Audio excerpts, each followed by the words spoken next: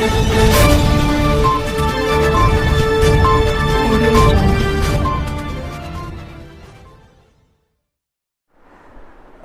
Abdur Rahim I store gallery का owner हूँ।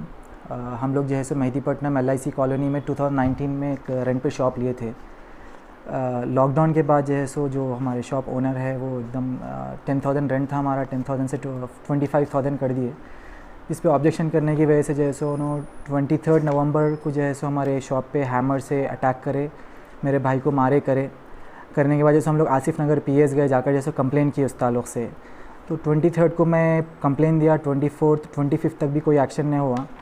नहीं होने के बाद जैसे जब मैं SHO साहब को डायरेक्ट कॉल करा, मेरे को बुलाकर जैसे फिर बोले कि PS दोबारा नहीं आना बोले मुझे। मेरे भाई को अंदर लेकर गए थे। तो हम लोग एज अ प्रिकॉशनरी मेथड, क्योंकि हम लोग ऑलरेडी देखे हुए थे कि ये जो NFS बैंकेट हॉल है जो हमारे शॉप के ओनर का है, वो लोग जैसे लेट नाइट तक खुला रखते करते, वो लोग थोड़ा फ्री है डिपार्टमेंट से। तो हम लोग को डाउट था, तो हम लोग को रिकॉर्डिंग रख लिया गया जिसमें आसिफ नगर SHO सर बोल रहे हैं कि इनको निकालना है तो जैसे इनका इलेक्ट्रिसिटी कट कर दो, पानी मत दो और पार्किंग ब्लॉक कर दो। आपके पास है रिकॉर्डिंग अभी मौजूद? जी हाँ, रिकॉर्डिंग मौजूद है मेरे पास। तो वो रिकॉर्डिंग आने के बाद जैसे हम लोग ये सीनियर ऑफिशियल्स को रिपोर्ट किए और CP ऑफिस को भी रिपोर्ट किए, जहाँ से एक्शन लिया गया। और इतना बड़ा इंसिडेंट होने के बाद भी जो है उनको एक छोटा 70B पेटी केस डालकर उनको छोड़ दिया गया। हालांकि ट्रेसपास था, उसके अंदर एक कंप्लीट अटैक था, लेकिन उसको भी नज़रअंदाज करके एक छोटा पेटी केस डाले, जिसकी वजह से वो लोग का जैसे हरासमेंट कंटिन्यू रहा। नवंबर से लेके आज तक जैसे लोग कई तरीके से हमें हरास करे, पार्किंग ब्लॉक करे, मारने की कोशिश करे, रोड पे रोक के धमकियाँ दिए, मारने करने के धमकियाँ दिए, डेथ थ्रेट्स दिए, फैमिली को ही मार देते बोले, लेकिन हम लोग हमेशा इग्नोर करें। लेकिन आज कंप्लेन नहीं करे पुलिस में? हम लोग कई कंप्लेंट्स की हॉकाई के थ्रू, क्योंकि आसिफ नगर PS पे हम लोग को जो ट्रस्ट नहीं था शुरू से, क्योंकि 23 को देख लिया था मैं, तो इसलिए हम लोग कई कंप्लेंट्स है हॉकाई पे किया मैं। और जो है सो ऑनलाइन तेलंगाना पुलिस की जो वेबसाइट है उस पर भी कंप्लेन आया, जिसके पिटीशन नंबर्स और पिटीशन एक्नॉलेजमेंट्स पूरे मौजूद हैं मेरे पास।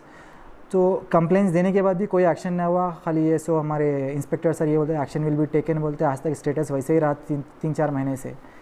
लेकिन आज 8 मार्च 2021 को जो है सो 6:30 बजे रियाज़ और शौकतुल्ला, दो नामी शख्स जो है सो ये जो ओनर है मलगी के, एक और चीज़ क्या है कि हमारे को 26 नवंबर को जो है सो कोर्ट से एक ऑर्डर मिला था, इंटरिम इंजंक्शन ऑर्डर, जिसमें कोर्ट ऑर्डर दी थी कि शौकतुल्ला, रियाज़ और कोई भी हो हमारे पीसफुल पोजीशन में इंटरफियर नहीं होना, और अगर होंगे तो कॉन्टेम्प्ट ऑफ कोर्ट होता, जो भी होगा कोर्ट में मैटर सॉल्व किया जाएगा। लेकिन वो लोग कोर्ट की जैसे कभी बात नहीं सुने, हमेशा कॉन्टेम्प्ट ऑफ कोर्ट करते रहे।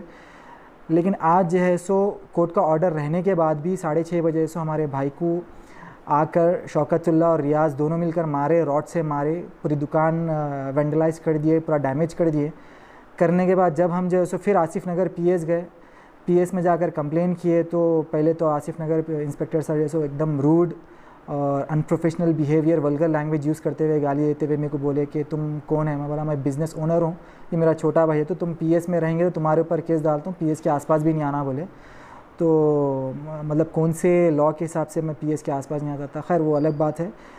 लेकिन फिर मैं वहाँ से निकल गया, हमारे भाई को जैसे अंदर लेके जाके सो हमारे भाई के हाथ से ब्लीडिंग हो रही थी और हड्डियाँ टूट गए हाथ के।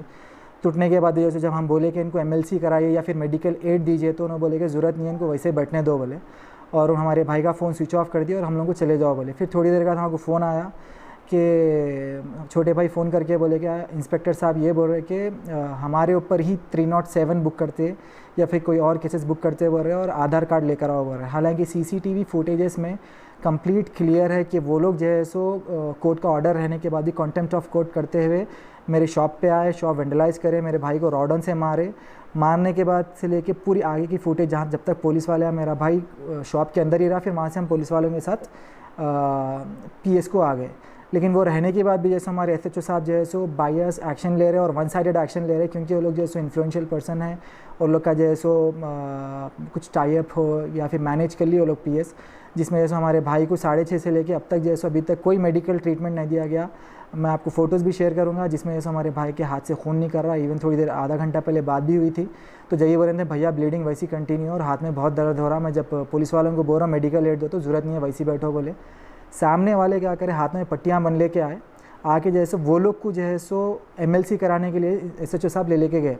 लेकिन हमारे भाई को जहाँ पर ब्लीडिंग हो रहा, सब CCTV फुटेज ऐसे क्लियर है कि लोग अटैक करें, लेकिन फिर भी कोई एक्शन नहीं हो रहा। तो मेरी रिक्वेस्ट CP साहब अंजनी कुमार सर है या DGP साहब महेंद्र रेड्डी सर है, ये लोग से रिक्वेस्ट है कि सो ऐसे ऑफिसर्स जो प्रॉपर जस्टिस नहीं कर सकते या फिर बायस एक्शन लेते या फिर जो है सो किसी के इन्फ्लुएंस में आके जैसे एक्शन लेते हैं, उनके खिलाफ स्ट्रिक्ट एक्शन ले, और जैसे जो कल्प्रिट्स है वो लोग के ख़िलाफ़ भी एक्शन ले। आप प्रॉपर लीगल प्रोसीजर के साथ एविडेंस देखने के बाद, मैं ये नहीं बोल रहा हूँ कि मैं सही हूँ, प्रॉपर एविडेंस देखने के बाद कल्प्रिट्स के ख़िलाफ़ भी एक्शन ले, और जो ऑफिसर्स वो लोग को सपोर्ट करें। अगर ये नवंबर के अंदर ये लोग पेटी केस नहीं करके 448 या फिर ट्रेसपास का जो एक्शन हुआ था, अगर उसी के ऊपर एक FIR होता तो आज ये मेरे भाई के ऊपर फिर से अटैक नहीं होता था।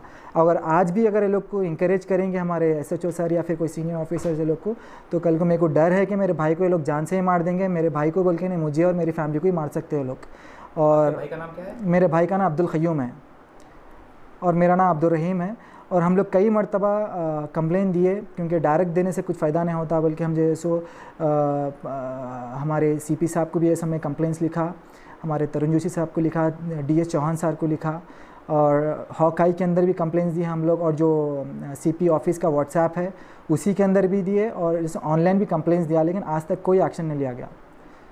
वजह क्या हो सकती है? वजह यही है कि इनका बैंकेट हॉल है, वो लोग ओनर है, फिनेंशियली स्ट्रॉन्ग है, और कोई पॉलिटिकल बैकग्राउंड भी है, और वही लोकेलिटी के है, और वही हिसाब से जो है सो लोग का कुछ टाइप हो सकता है ऑफिसर से, क्योंकि ऐसे कोई भी फंक्शन हॉल या बैंकेट हॉल 12 बजे के बाद ऑपरेट नहीं करना है। वो लोग फजर तक भी करते, 3-4 बजे तक भी चलते रहता है।